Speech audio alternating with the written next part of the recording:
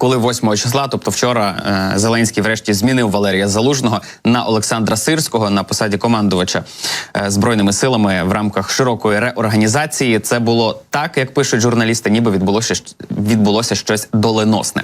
У публікації зазначають, що це частково пов'язано із вирішальною роллю Залужного у, як вони пишуть, доблесній відсічі російським військам у перші дні вторгнення, а також із його популярністю серед особового складу та цивільного населення. Далі зацитую частинку із цієї статті: відмінності між актором-політиком та його загартованим у боях командувачем частково стосувалися культури та особистості. Лише коли українська та російська армії окопалися, а лінії фронту застопорилися, ці тертя почали завдавати шкоди. Загалом не секрет, що в міру того, як їхні стосунки погіршувалися, вони також почали розходитися і в поглядах на те, що робити і як робити безпосередньо на полі бою. Що насправді прирекло відносини між Зеленським і Залужним, це зміна поглядів президента на те, як війна визначатиме, якою країною має стати Україна. Принаймні, з такими формулюваннями виходять журналісти видання The Economist.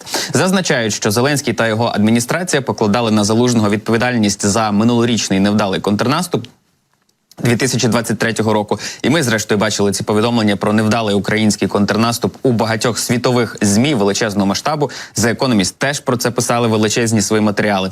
Хотіли в адміністрації, як пишуть журналісти, щоб українська армія готувалася до подальших атак і тиснули на те, щоб Залужний розробив якісь нові бойові плани, взяв на себе непопулярні рішення мобілізації для збільшення кількості військ. Залужний відкинув всі ці аргументи. Він зауважив, що його обережність після невдачі першої атаки призвела до втрати життєво важливих військ і техніки, і тому Залужний стверджував, що не може планувати наступний контрнаступ, не знаючи, які ресурси він має. На думку журналістів The Economist, одним із ризиків для Зеленського буде нарікання, спровоковане в армії звільненням улюбленого командира. Тому журналісти стверджують, що Сирський має репутацію людини, яка готова вступити у бій з ворогом, навіть якщо це коштуватиме великих людських і технічних втрат.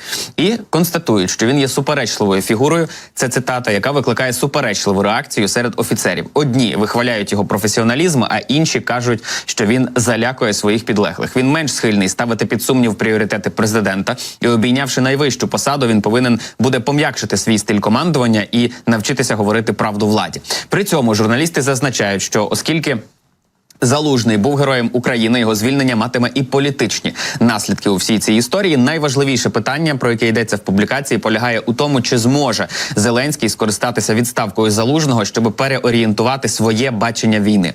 Як вони кажуть, сьогодні Зеленський все ще публічно обіцяє, що Україна поверне кожен сантиметр землі, окупованої російськими військами, навіть розуміючи, що це станеться не скоро, якщо взагалі відбудеться. Якби українські сили змогли вигнати російських окупантів, це було би чудово. Однак, якщо не станеться щось абсолютно несподіване, війна, визначена територією, це війна, в якій Україна не може перемогти. В публікації при цьому зазначається, що важливо, аби поточні зміни не погіршили боєздатність України, бо видання висловлює думку, що Зеленський повинен розглядати реорганізацію як шанс переосмислити насамперед своє бачення війни.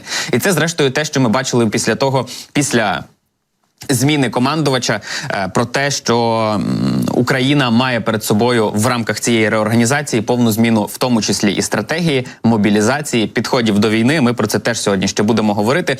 Єдине, що дуже, я би сказав, двояко відреагували на загалом відставку Залужного, заміну його на Сирського. Ніякої нормальної, адекватної комунікації при цьому не було. І точно така сама комунікація була і з боку Сполучених Штатів, тому що координатор зі стратегічних комунікацій Ради нацбезпеки Білого дому Джон Кірбі, він коли коментував рішення Зеленського змінити головнокомандувача Збройних сил України, він наголосив, що Зеленський – головнокомандувач своїх Збройних сил, і він може вирішувати, хто буде у військовому керівництві. У цьому і полягає цивільний контроль. Ми про це знаємо, і ми будемо працювати з будь-ким, хто очолюватиме українське військо. Ми продовжимо співпрацю з нашими українськими колегами. І він також відкинув твердження, Кірбі мається на увазі, що зміна головнокомандувача ЗСУ свідчить про нестабільність у ситуації в Україні, але не зміг підтвердити, що це кадрове питання попередньо обговорювалося між Києвом і Вашингтоном на високому рівні. Детальніше про це ми теж зараз будемо говорити. Я попередньо лише нагадаю, що зараз у нашій країні оголошена повітряна тривога. Не ігноруйте, будь ласка, її сигнали і перебувайте в укриттях, тому що росіяни діють терористичними методами.